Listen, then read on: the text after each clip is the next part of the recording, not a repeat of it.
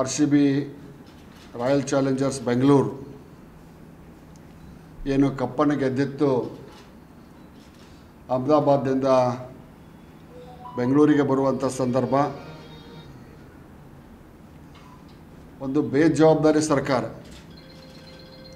ಯಾವ ರೀತಿ ನಡ್ಕೊಳ್ಳೋಕ್ಕೆ ಸಾಧ್ಯ ಅನ್ನೋದಕ್ಕೆ ಹಿಂದೆ ಹಲವಾರು ಘಟನೆಗಳಾಗ್ಯಾವ ಈ ಸರ್ಕಾರದೊಳಗೆ. ನಿನ್ನೆಯ ಘಟನೆ ಗುಡಿಗೆ ಬಂಗಾರದ ಕಳಸಿಟ್ಟಂಗೆ ಅಂತೇನು ನಾವು ಹೇಳ್ತೇವಲ್ಲ, ಹಾಗೆ ದುರ್ಘಟನೆಗೆ ಒಂದು ಕೆಟ್ಟದಾದಂಥ ಕಪ್ಪು ಚುಕ್ಕಿಗೆ ಸನ್ಮಾನ್ಯ ಸಿದ್ದರಾಮಯ್ಯ ಸಾಹೇಬರ ನೇತೃತ್ವದ ಸರ್ಕಾರ ಕಾರಣೀಭೂತವಾಯಿತು ಅನ್ನುವಂಥ ಮಾತನ್ನು ಹೇಳಬೇಕಾಗತ್ತೆ.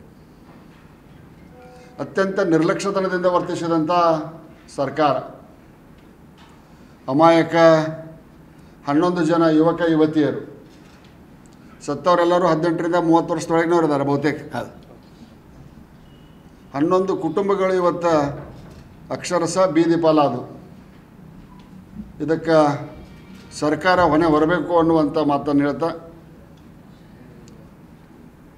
ಅಹಮದಾಬಾದ್ ಬಿಡುವಷ್ಟರ ಹೊತ್ತಿಗೆ ಸರ್ಕಾರ ಇಲ್ಲೊಂದು ಅವರಿಗೆ ಅಭಿನಂದನಾ ಸಮಾರಂಭ ಮಾಡಬೇಕನ್ನುವಂಥ ನಿರ್ಣಯಕ್ಕೆ ಬಂತು. ಸ್ವತಃ ಮುಖ್ಯ ಕಾರ್ಯದರ್ಶಿಗಳಂಥ ಶ್ರೀಮತಿ ಶಾಲಿನಿ ರಜನೀಶ್, DPR ಸೆಕ್ರೆಟರಿ ಶ್ರೀಮತಿ ಸತ್ಯವತಿ ಇಬ್ಬರು ಬೆಳಗಿನಿಂದ ವಿಧಾನಸೌಧದ ಮೆಟ್ಟಲ ಮೇಲೆ ಹೋಗಿ ಕಾರ್ಯಕ್ರಮದ ಸಿದ್ಧತೆಯನ್ನು ಮಾಡಿಕೊಂಡ್ರು. ವಿಧಾನಸೌಧದ ಒಳಗೆ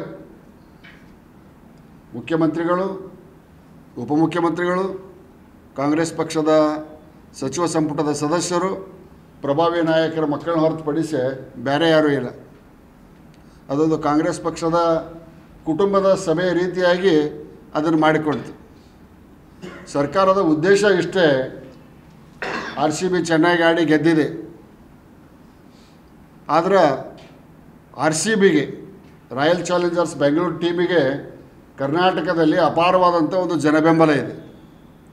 ಒಂದು ಬೆಂಗಳೂರು ಟೀಮ್ ಅನ್ನೋ ಕಾರಣಕ್ಕೆ ಒಂದು, ಎರಡನೇದ್ದು ಇದರಲ್ಲಿ ವಿರಾಟ್ ಕೊಹ್ಲಿ ಒಬ್ಬ ಪ್ರಮುಖ ಆಟಗಾರ ಅನ್ನೋದು, ಆ ಕಾರಣಕ್ಕೆ ಅಪಾರವಾದಂಥ ಜನಬೆಂಬಲ ಇದೆ.